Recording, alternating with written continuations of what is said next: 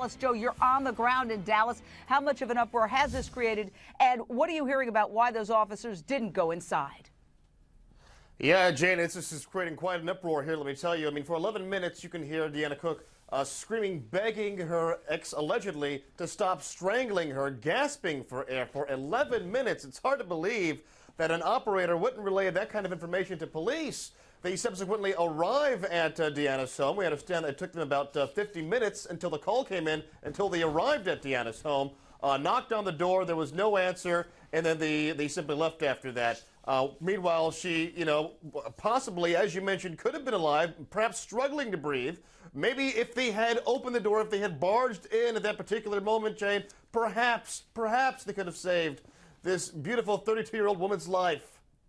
Unbelievable. Stacey Honowitz, Florida prosecutor. The reports are, and we love to play the 911 call, but they're not releasing it. But the reports from those who are reporting on those who have heard it is that for 11 minutes, she's begging for her life, that you can allegedly, purportedly hear her ex threatening her on the call. How is it that the call, the dispatch, is described as simply domestic disturbance, which is not very descriptive?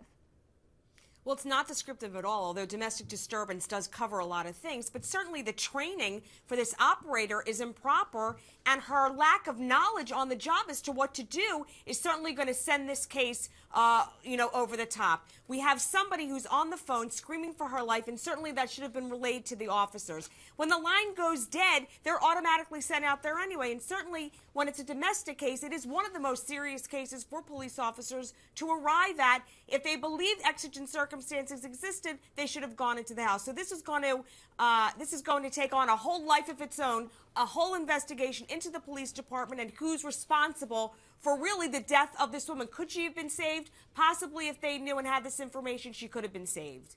KHOU is reporting Deanna Cook's ex-husband, Delvecchio Patrick, could be heard in the background saying he is going to kill her. This is alleged.